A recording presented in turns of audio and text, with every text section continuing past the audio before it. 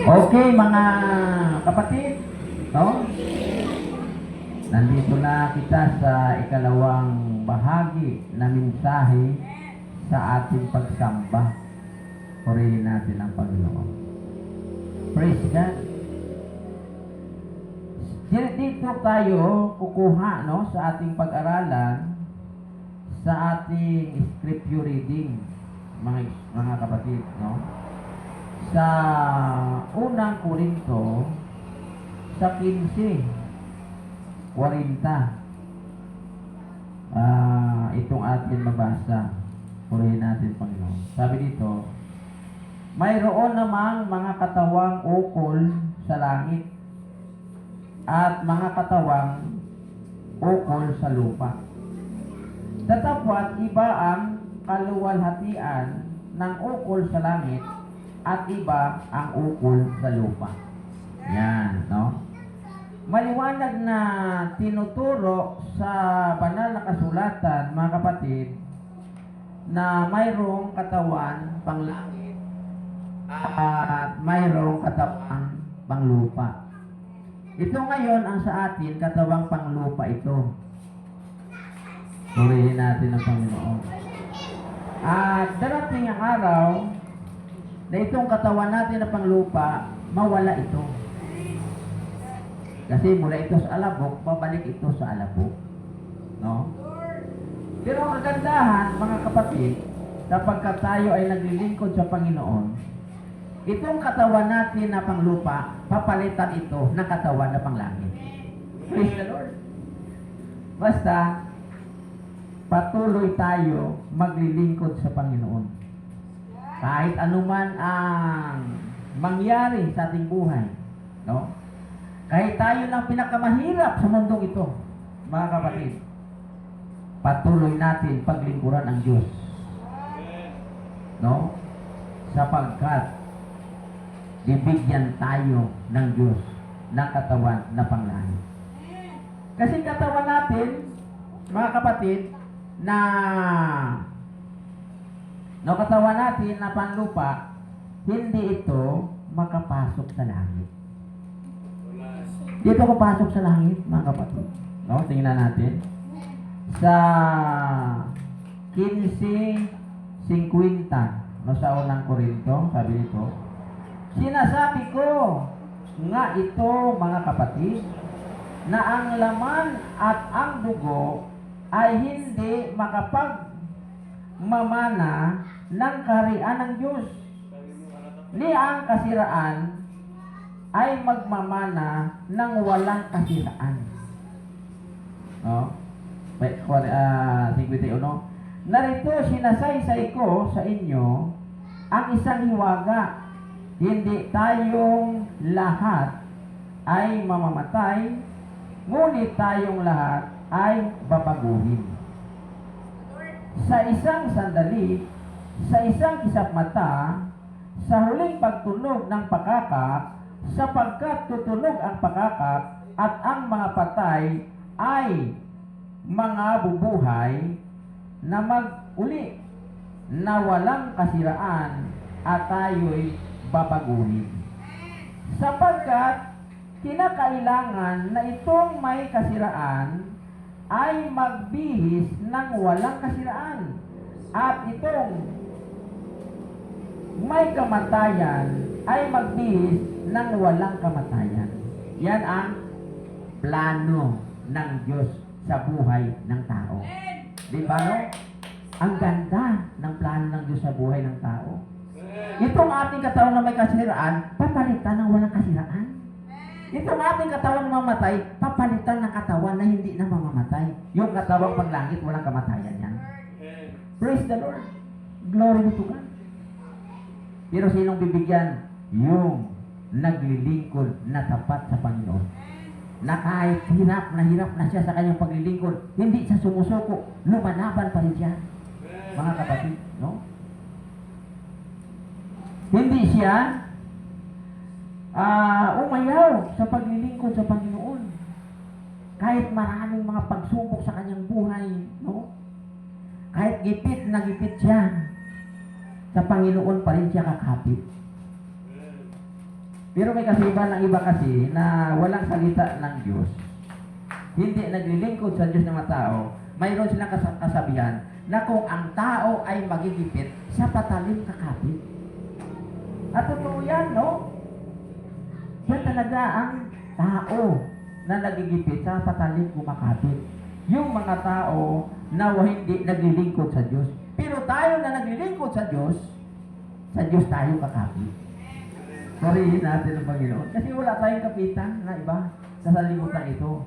Sa Diyos lamang tayo kakapit sapagkat siya ang may-ari sa ating buhay. Siya ang may-ari ng lahat ng bagay na kailangan mo. Oo. Doon tayo kakapit sa Diyos. Praise God. Glory be to God. At sa paglilingkod sa Diyos, wala tayong talo, mga kapatid. No? Bakit wala tayong talo sa ating paglilingkod sa Diyos? Sapagkat ang Diyos ang nagbibigay ng tagumpay. Tingnan natin sa unang Korinto sa 15:57, datapwat salamat sa Diyos na nagbibigay sa atin ng pagtatagumpay sa pamagitan ng ating Panginoong Hesus Kristo. Mga kapatid, Diyos pala ang magbibigay sa atin ng tagumpay. Pero kung tayo ay susuko sa paglilingkod sa Diyos, talagang talo ka. Talo ka talaga. Oo. Kung tumalikod ka sa iyong paglilingkod sa Diyos, sapagkat maraming mga pagsubok, maraming kahirapan, magtalikod ka sa paglilingkod sa Diyos, totoo, talo ka. Talo ka talaga. Kasi ang nagbibigay lamang ng tagumpay sa ating paglilingkod ang Diyos. At ang pakainin ng bunga ng kahoy. Mga kapatid, yung nagtagumpay sa paglilingkod sa Panginoon. No, tingnan natin sa pahayag sa 2 sa city, mga kapatid. Ang nagtagumpay lamang, hindi pwede pakainin yung hindi nagtagumpay. Yung kakaunti lang na mga problema, kakaunti lang ng pagsubok, iniwanan mo agad ang paglilingkod sa Panginoon, hindi ka magtagumpay. No, hindi ka pakainin ng bunga ng kahoy na nagbibigay ng buhay. Glory to God. No, sa pahayag 2:7 sabi, ang may pakinig ay makinig sa sinabi ng Espiritu sa mga iglesia. Ang magtatagumpay ay siya kung pakakanin ng punong kahoy ng buhay na nasa paraiso ng Diyos. O, sino lang ang pakanin ng bunga ng punong kahoy nasa paraiso ng Diyos? Yung nagtatagumpay lang, mga kapatid. Praise God. At salamat sa Diyos, siya ang nagbibigay sa atin ng tagumpay, mga kapatid. Purihin natin ang Panginoon. No? Sila lang ang pakainin. Praise God. Ng bunga ng punong kahoy na nagbibigay ng buhay. Yung nagtatagumpay lamang sa kanilang paglilingkod sa Diyos ang pakainin. Ay kung iwan mo ang iyong paglilingkod, wala ka bahagi. No? Sa bunga ng kahoy na nagbibigay ng buhay, wala kang bahagi. Kasi iniwan mo ang iyong paglilingkod sa Diyos. No? Pinahalagahan mo ang mga bagay sa sanlibutan. Oo. Mangkin mo yan. Mangkin mo din yan. Ang mga bagay sa libutan, mangkin mo din yan. Pero, anong mapapala mo? Sabi sa Biblia, mangkin mo ang buong sanlibutan, yun na.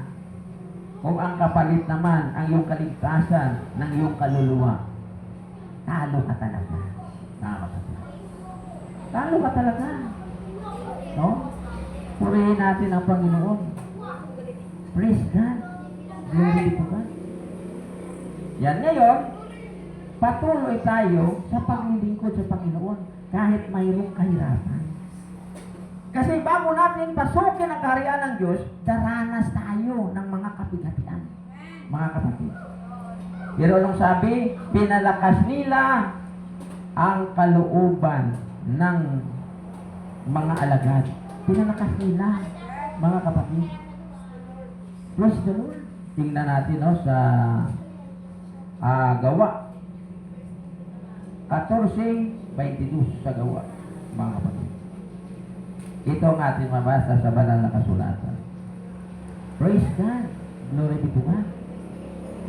Na pinatitibay ang mga kaluluwa ng mga alagad, na inaaralan sila na magsipanatili sa panampalataya at sa pamagitan ng maraming mga kapighatian ay kinakailangang masipasok tayo sa kaharian ng Diyos.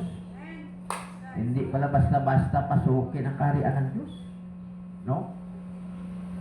Maraming kapighatian ang daranasin natin, mga kapatid. Mga kahirapan sa paglilingkod sa Diyos. Praise God. Pag sabi nga may labanan, lalaban ka. Oo. Ang panampalataya natin mayroong labanan. Praise God. Hindi pwede ang isang tao manalo, magtagumpay kung hindi siya lalaban, mga kapatid. Kailangan lalaban tayo. Praise the Lord. Oh. Sa unang Timoteo 6:12, anong sabi?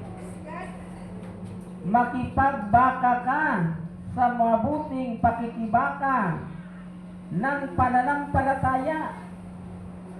Manangan ka sa buhay na walang hanggan, na dito'y tinawag ka at ipinahayag mo ang mabuting pagpapahayag sa harapan ng maraming mga saksi, mga kapatid.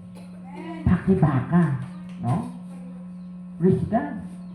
Pakipagbaka ng mabuting pakikipagbaka sa pananampalataya. Purihin natin ang Panginoon. Di may labanan, mga kapatid. Praise God. Glory be to God. Yan.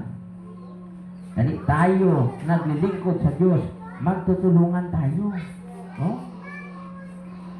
Para tayo lumakas sa ating paglilingkod sa Diyos. Halimbawa, ang mga anak, dapat ang mga anak, maging kalakasan sila ng kanilang ama sa paglilingkod sa Panginoon. Praise the Lord. No? Kay yan ang asam-asam ng ama, ng kanyang anak, madala niya sa paglilingkod sa Panginoon. Madala niya sa langit. Praise the Lord. Oo. Kaya mahirap yan na ikaw lang ang ama ang pupunta sa langit. Ang iyong anak ay impyerno. Masakit yan, mga kapatid. Glory be to God. Dapat buong pamilya maglilingkod tayo sa Panginoon. Kita mo si Josue, si Noe, mga halimbawa, pamilya-pamilya naglilingkod sa Panginoon. Anong prinsipyo ni Josue? Kung ang iba hindi maglilingkod sa Panginoon, ako at ang aking sambahayan maglilingkod sa Panginoon. We will serve the Lord, mga kapatid. Praise God. Glory be to God. Yan. Yan ang kanyang panindigan. Kung ang iba hindi maglilingkod sa Panginoon, siya at ang kanyang sambayanan maglilingkod sa Panginoon. Dala niya ang kanyang sambayanan sa paglilingkod sa Panginoon. Praise the Lord. Glory be to God, mga kapatid. No, tingnan natin sa Josue 24:15, mga kapatid. Purihin natin ang Panginoong Diyos. No, ito ang ating pagbabasahin, yung kay Josue, no? Ang buhay ni Josue, mga kapatid. Sabi dito, at kung inaakala ninyong masama na maglingkod sa Panginoon, ay piliin ninyo sa araw na ito kung sino ang inyong paglilingkuran. Kung ang mga Diyos ng inyong mga magulang na pinaglingkuran sa dako roon ng ilog o ang Diyos ng mga Amorihio na ang lupain nila ay inyong tinatahanan, ngunit saga ng akin at ng aking sambahayan ay maglilingkod kami sa Panginoon. Yan, grabing panindigan, Yusuf. Kung ang iba hindi maglilingkod sa Diyos, basta siya at ang kanyang sambahayan maglilingkod sa Panginoon. Praise the Lord. Glory be to God. Kita niyo sa mga araw ni Noe. Pamilya lang ni Noe ang naligtas. No? Sa gunaw. Mga kapatid, sapagkat sila lang ang nagsunod sa Panginoon. Praise God. Ang dami ng tao sa panahon ni Noe, mga kapatid. Pero ilan lang sila? 8 lang sila ang naligtas. No, sa gunaw. Si Noe, asawa ni Noe, at 3 anak ni Noe. Ang 3 asawa niya, 3 anak niya, may mga asawa. 8 sila lahat. Sila lang ang naligtas, mga kapatid. Pamilya lang ni Noe. Glory be to God. Dali mahalaga ang ating pamilya. Praise the Lord. No? Na maglilingkod sa Pamilya. Dapat ang mga bata susunod talaga sila sa payo ng kanilang mga magulang. Mga kapatid, purihin natin ang Panginoon. Sapagkat ito, utos ito ng Diyos. No? Sa Efeso 6:1 hanggang 3, itong ating babasa. Mga anak, magsitalima kayo sa inyong mga magulang sa Panginoon, sapagkat ito'y matuwid. Igalang mo ang inyong ama at ina, na siyang unang utos na may pangako, upang yumaon kang mabuti at ikaw ay mabuhay ng malaon sa lupa. Yan. Praise God. Glory be to God, mga kapatid. No? Purihin natin ang Panginoon. Sama-sama tayo sa paglilingkod sa Diyos. Praise God. Pamilya-pamilya ang maglilingkod sa Diyos. Huwag natin pabayaan ang tungkulin natin sa Diyos, sapagkat hindi man tayo pinabayaan ng Diyos sa kanyang tungkulin sa atin. O ang tungkulin ng Diyos sa tao, ginaganap niya. Dapat ang tungkulin ng Diyos, ganapin din natin. Tuparin natin, mga kapatid. Praise God. No? Huwag natin iwan ang paglilingkod. Lalaban tayo hanggang sa kamatayan. Kasi ang paglilingkod sa Diyos hanggang kamatayan yan. Oo, ang finishing line, kamatayan. Kita mo si Kristo. Ang finishing line sa kanyang pagsunod sa kalooban ng Diyos hanggang kamatayan. Pero grabing pagpakumbaba niya, mga kapatid. Sang siya ay nagkatawang tao, matinding kanyang pagpakumbaba, mga kapatid. Ang kanyang pagpakumbaba hanggang kamatayan. Sinong makasunod na tao? Ang kanyang pagpakumbaba hanggang kamatayan? Grabe yun, mga kapatid. Hindi lang isang beses, no? Ang pagpakumbaba niya. Sa lahat ng kanyang buhay, nagpakumbaba siya. Kahit siya anak ng Diyos, hari siya ng mga hari, Panginoon ng Panginoon, nagpakumbaba. Praise the Lord. Tingnan natin sa banal na kasulatan, mga kapatid. Praise God. Sa Filipos 2:8. No? Filipos 2:8, sabi dito, at palibhasay na sumpungan sa anyong tao, siya'y nagpakababa sa kanyang sarili na nagmasunurin hanggang sa kamatayan. Oo, sa kamatayan sa krus. Yan, mga kapatid.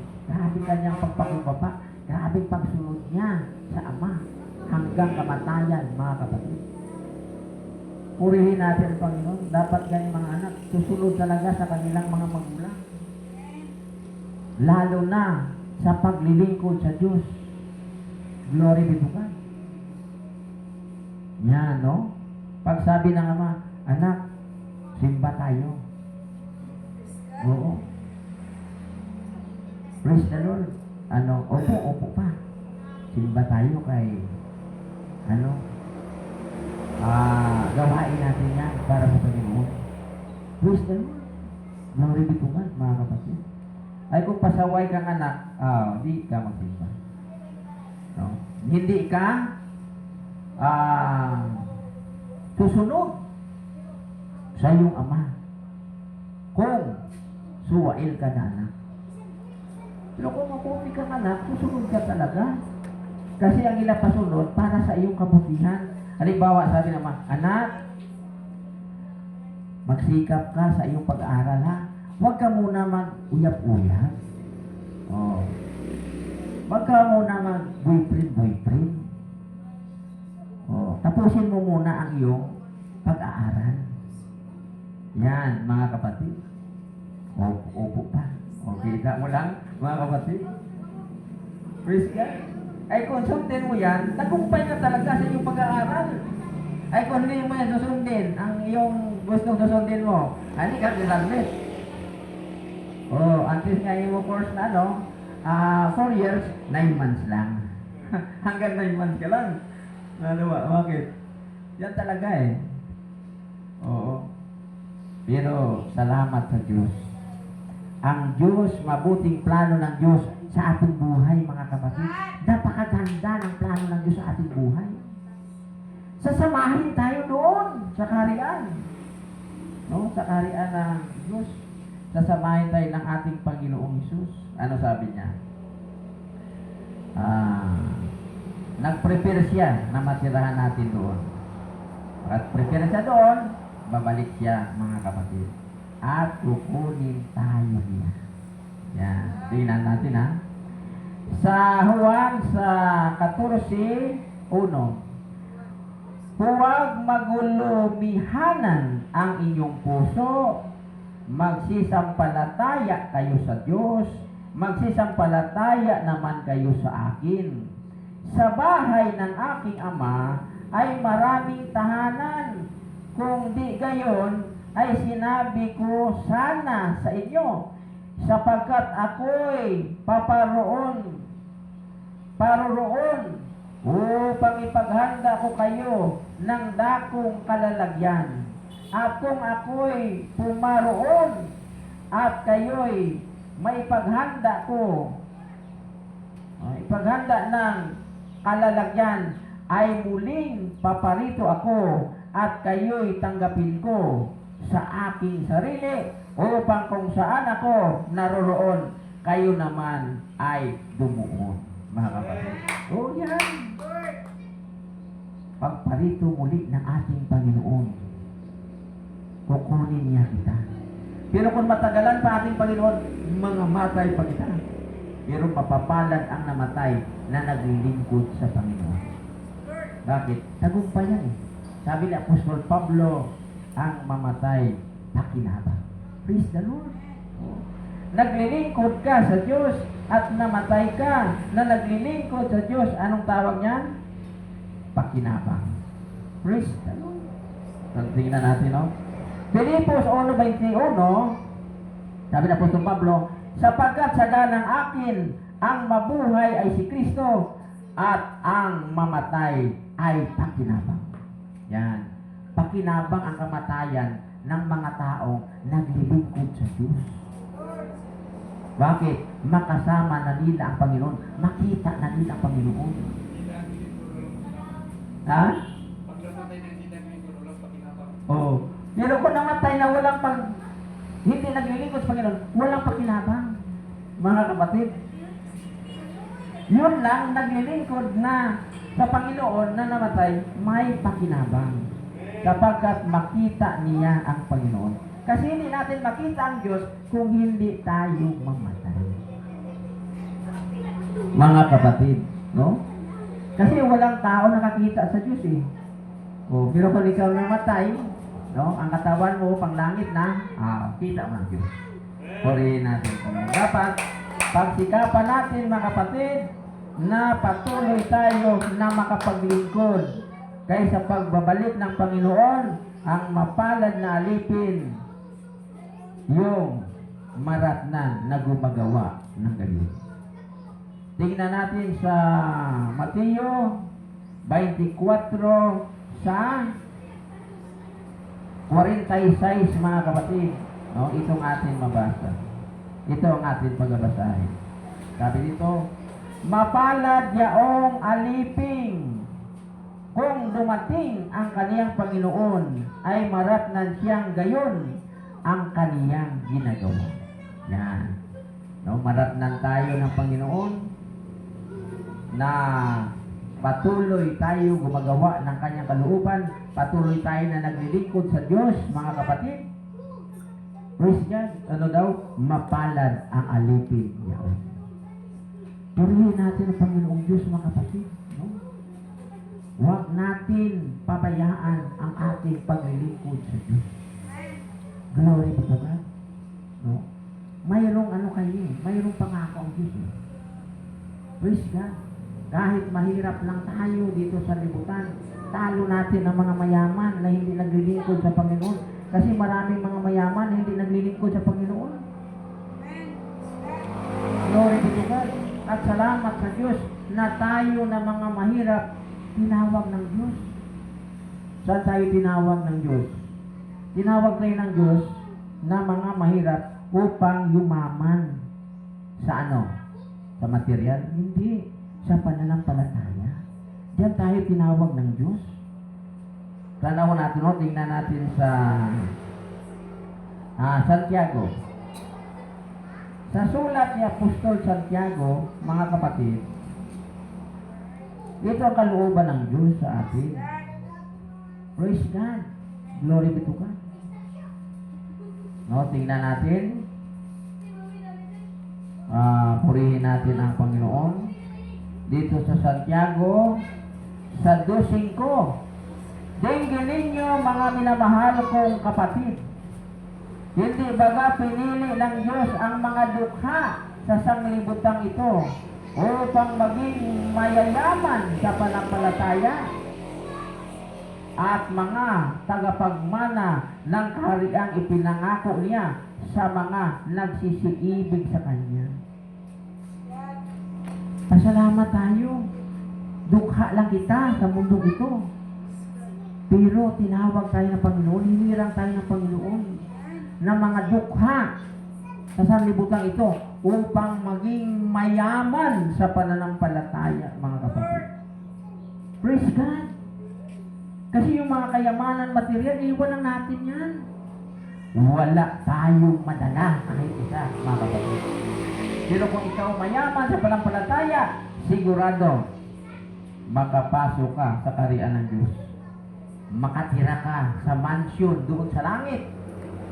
Kasi mga mayaman dito sa libutan, marami silang mansion, doon sila nakatira sa mansion. Ay kita, wala kita mansion dito sa libutan. Kaya ang mansion natin doon sa langit, mga kapatid. Praise God. Mayayaman sa panampalataya, doon sila titira sa mansion sa langit. Purihin natin, Panginoon. Kasi hindi tayo, no? Hindi tayo, mga kapatid, kung sa simano ba, hindi kita mag-uul. Oo. Ano ganyan sa Tagalog ang hindi mag-uul? Kung sa Ilonggo pa, hindi kita magsubok. Mga kapatid, no? Ano sa Tagalog ina? Glory to God, gulong yanan. Oo. Yan. Oo, hindi tayo mabahala. Mga kapatid, praise the Lord. Kahit tayo dukha lang sa mundong ito, mayaman naman tayo sa panampalataya. Oo. Makapasok tayo sa kaharian ng Diyos. Oo, sabi dito, tagapagmana ng kaharian kahariang ipinangako niya sa mga nagsisiibig sa Kanya. Mayroong kaharian ipinangako. Doon ka titira sa kaharian. Kasi maghahari tayo ng 1 taon. 1,000 taon. Maghahari tayo kasama ni Kristo. Doon tayo dito sa kaharian. Mga kapatid. Yan. Ngayon, ang sabi dito sa pahayag, sa 26, mapalad. Ang alin? Ang, sabi dito, mapalad at banal ang makalakip sa unang pagkabuhay na maguli. Sa mga ito'y walang kapangyarihan ang ikalawang kamatayan, kundi sila'y magiging mga saserdote ng Diyos at ni Kristo at maghaharing kasama niya sa loob ng 1,000 taon. Maghahari ka kasama ni Kristo sa 1,000 taon. Praise the Lord. Imagine. Oo, ilang ano lang?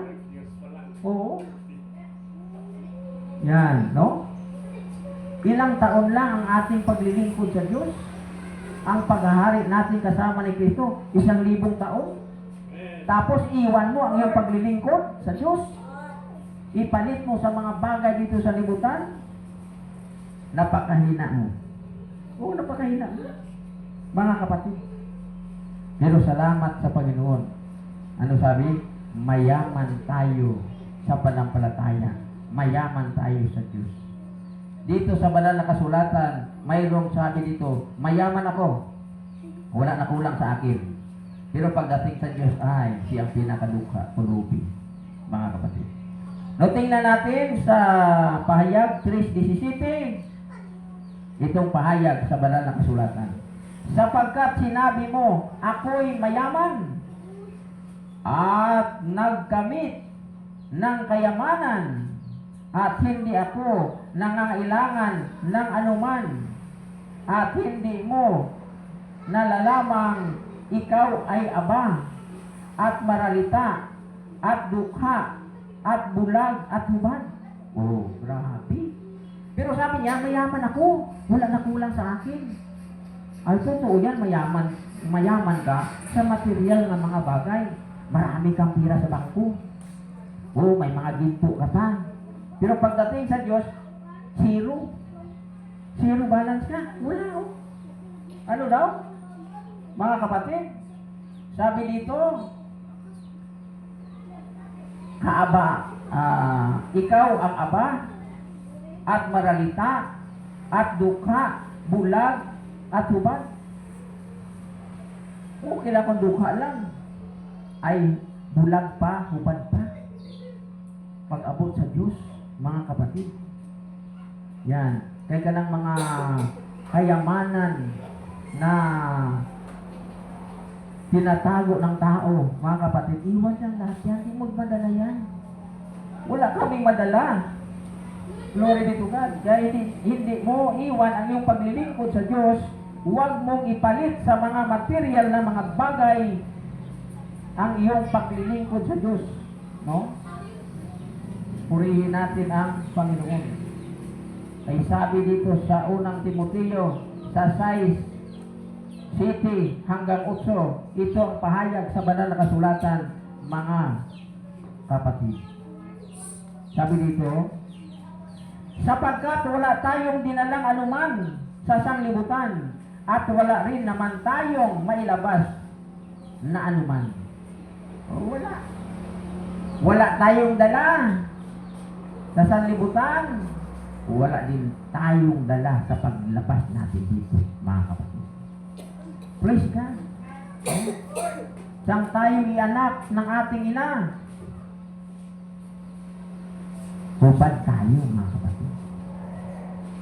Oo. Wala ka. Wala kang dala. Hubad ang tao. Walang damit. No? Saan lumabas yan? Lumabas tayo sa tiyan ng ating ina. Wala tayong dala. No? Paglabas natin sa libutang ito, wala rin tayong dala. Kahit isa. Pero kung naglilingkod ka sa Diyos, mayroon kang dala. Yan. Pero kung hindi ka naglilingkod sa Diyos, wala kang dala. Pero kung naglilingkod ka sa Diyos, mayroon kang dala. Ano yan? Ang mga gawa mo susunod sa iyo. Susunod sa iyo. Yan ang ating dala.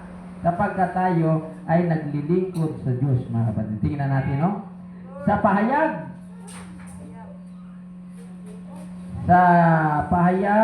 sa 14:13, mga kapatid, itong ating mabasa. Purihin natin ang Panginoon. Praise God. Glory be to God. Yan. Tingnan natin, no? 14:13. At narinig ko ang isang tinig na mula sa langit na nagsasabi, isulat mo, mapapalad ang mga patay na nangamatay sa Panginoon mula ngayon. Oo, sinasabi ng Espiritu, upang sila'y pahinga sa kanilang mga gawa, sapagkat ang kanilang mga gawa ay susunod sa kanila. Yan ang ating dala, ang ating gawa. Susunod sa atin ang gawa na sa paglilingkod sa Panginoon. Praise the Lord. Glory be to God. Kahit ano tayo kadukha sa mundong ito, kahit ano tayo kahirap, huwag natin iwan ang ating paglilingkod sa Panginoon, mga kapatid. Patuloy tayo na maglilingkod sa Diyos. Praise the Lord.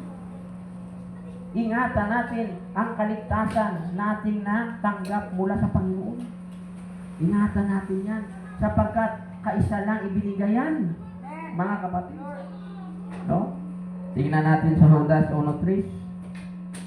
Purihin natin ang Panginoong Diyos. Ito ang ating pagbabasahin, mga kapatid. Sa sulat ni San Judas 1:3, mga kapatid, no? Sabi dito, sapagkat mga minamahal, samantalang ako'y totoong nagsisikap sa pagsulat sa inyo tungkol sa kaligtasan nating lahat, ay napilitan akong sumulat sa inyo na inaaralan kayo makipaglabang masikap dahil sa pananampalataya na ibinigay na minsan at magpakailanman sa mga banal, mga kapatid. No? Ibinigay ng minsan lang itong kaligtasan natin sa pamagitan ng ating pananampalataya. Natanggap natin. Ingatan natin. Bakit ingatan natin? Para wala sing may makaikuha, makaagaw. Purihin natin, Panginoon, mayroon palang agaw yan. Sino ang agaw yan? Yung diablo, agawin niyan. Tingnan natin, no, sa Pahayag 3:11, ako'y dumarating na madali. Panghawakan mong matibay ang nasa iyo, upang huwag kunin ni sinuman ang iyong puto. Yan, may kukuha sa iyong puto. Oh. Ano raw? Pag-ingatan natin, mga kapatid. Praise God. Oh. Panghawakan mong matibay ang nasa iyo. Ano yan? Yung ating kaligtasan. Yung ating pananampalataya. Mga kapatid, no? Panghawakan kang matibay para wala si may magakuha sa iyong putong. Purihin natin ang Panginoon. Praise God. Yan. Ngayon, mayroong katawan na panlangit at mayroong katawang panlupa. Ito ngayon sa atin, katawang panglupa ito. Oo. Mayroong katawang panlangit na naghihintay sa atin, mga kapatid. Sa nasabi ko na kanina, itong katawang panlupa hindi makapasok sa kaharian ng Diyos. Itong may laman at buglo. Ang makapasok doon, yun din katawang panlangit, ibibigay sa atin na yan ng ating Panginoon. Yan tinatawag na buhay na walang hanggan. Yung totoong buhay, mga kapatid. Kasi ang buhay natin ngayon, hindi pa ito totoo. Mamamatay pa ito. Pero yung totoong buhay, wala nang kamatayan. Praise God. Glory be to God. Yan ang sabi sa banal na kasulatan. Mayroong totoong buhay, mga kapatid. Sa unang Timoteo, sa 6:19, itong atin mabasa, no? 6:19, sabi dito, na mga tipon sa kanilang sarili ng isang mabuting kinasaligan para sa panahong darating upang sila'y makapagpalangan sa buhay na tunay na buhay. Yan, may tunay na buhay, mga kapatid. No? Praise the Lord. Glory be to God. Yan ang ating inaasahan. Yung tunay na buhay, tinatawag yan na buhay na walang hanggan. Ibibigay sa atin ng ating Panginoong Hesus Kristo, mga kapatid. Sa kanyang pagbalik, kanyang pagparito muli, mga kapatid. Nasabi sa Judas 1:21, ito ang ating mabasa, no? Na magsipanatili kayo sa pag-ibig sa Diyos, na inyong asahan ang awa ng ating Panginoong Hesus Kristo sa ikabubuhay na walang hanggan. Praise God, mga kapatid. Purihin natin ang Panginoon. Napaka-importante ang buhay na walang hanggan na maangkin ng bawat isa. Bigay ng Panginoon niya. Sapagkat yan ang kanyang pangako, ang buhay na walang hanggan, tatanggapin ng mga tao na nagtiis sa paglilingkod sa Diyos. Purihin natin ang Panginoon. Praise God, mga kapatid. Mayroon tayong tungkulin sa Diyos. Sambahin natin ang Diyos habang tayo ay nabubuhay pa. Paglingkuran natin siya ng tapat, mga kapatid. Praise the Lord. No? Sapagkat ang Diyos tapat sa atin. No? Si Kristo tapat sa atin. Nasabi niya, kung kayo hindi tapat, ako itapat. Praise God, mga kapatid.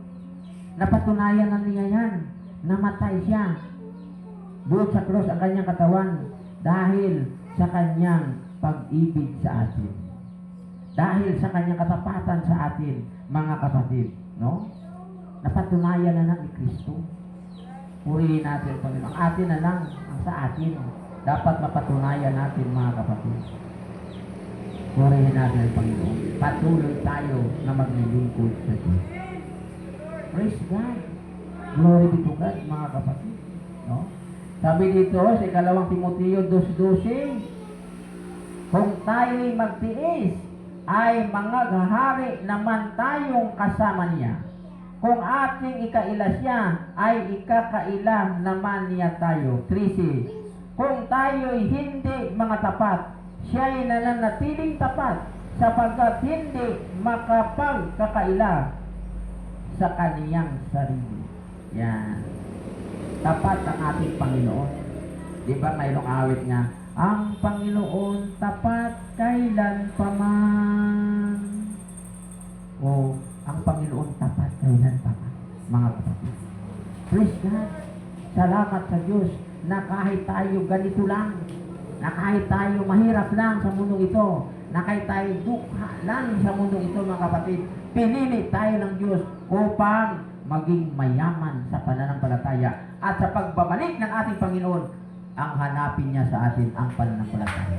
Hindi niya hanapin ang pira mo kung ilang milyon ang pira mo sa bangko. Kung ilang mansyon na ang iyong napatayo, hindi hanapin ng Diyos yan. Ang hanapin ni Kristo sa iyo, ang pananampalataya. Kamustahin mo ang iyong pananampalataya, mga kapatid. Praise God. No? Tingnan natin sa Lucas 18:8. Tingnan natin dito, mga kapatid. Ito ang hanapin sa atin ng Panginoon. Sinabi ko sa inyo na sila'y madaling igaganti niya. Gayon may pagparito ng anak ng tao, makakasumpong kaya siya ng pananampalataya sa lupa. Yan, mga kapatid. Makasumpong kaya siya ng pananampalataya sa lupa. Yan ang kanyang hanapin sa atin. No? Na mananampalataya. Ang hanapan ng ating Panginoong Hesus, yung mananampalataya. Yan hanapan. Hanapin sa atin ating pananampalataya. Hindi naman ihanapin doon ang hindi nampalataya sa Kanya. Oo, mga kapatid, yan ang hanapin sa atin ng Panginoon. ang ating pananampalataya, mga kapatid. Praise God. At totoo ang ating pananampalataya. Praise the Lord. Sapagkat ang pananampalataya na totoo, may pagtitiis. Yung pananampalataya na walang pagtitiis, iwan ko lang kung totoo yung pananampalataya mo, mga kapatid.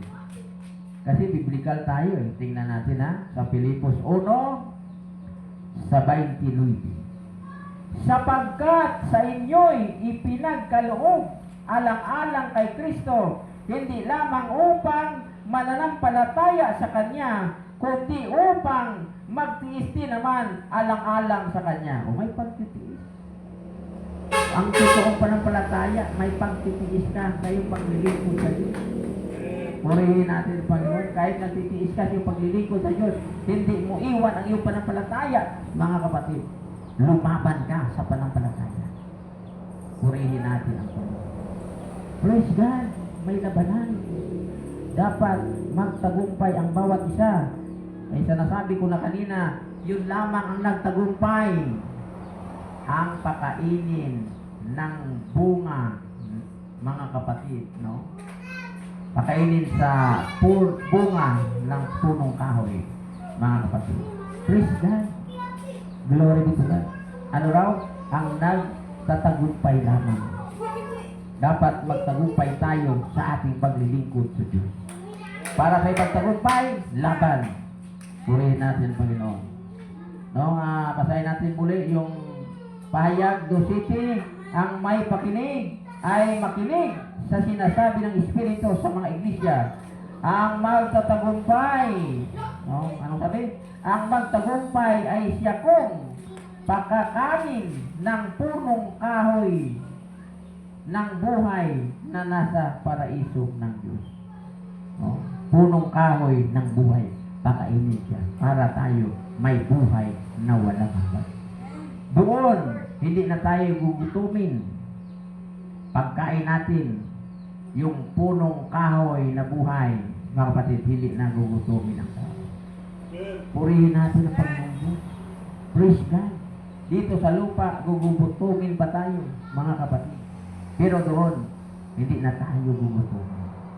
Hindi na natin kailangan doon ang pira. Dito sa lupa, kailangan pa ng tao ng pira, mga kapatid. Pero doon, wala na. Hindi na kailangan niya. Purihin natin ang Panginoon. Praise God. Glory be to God. Yan. Ngayon, mga kapatid, ang katawan natin ngayon, katawan ito pang lupa.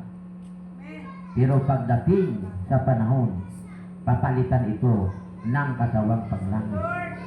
Sapagkat ang ating pagkamamamayan doon sa langit, iwan natin ang lupa, mga kapatid.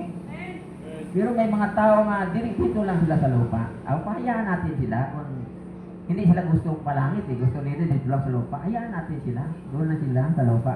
Basta tayo, sabi ni Pablo, doon tayo sa langit, mga kapatid. No? Basahin natin. At dito tayo magtapos, mga kapatid. Sa Filipos 3, sa 20. Itong ating pagbabasahin. Sapagkat ang ating pagkamamamayan ay nasa langit, mula doon ay hinihintay naman natin ang tagapagligtas, ang Panginoong Hesus Kristo. Yan. Ano raw? Sapagkat ang ating pagkamamamayan ay nasa langit. Iwan natin ang salibutan ito. Iwan natin ang lupa. Pupunta tayo sa langit, mga kapatid. Praise God. Eh sabi ng Panginoon, nag-prepare siya ng tahanan natin doon, no? Doon sa bahay ng kanyang ama. Doon sa langit, mga kapatid. Praise the Lord. Glory be to God. Pasalamatan sa ang Diyos, mga kapatid, sa umagang ito. Salamat sa kanyang mga salita na patuloy nagtuturo sa bawat isa sa atin. Praise the Lord. Glory be to God.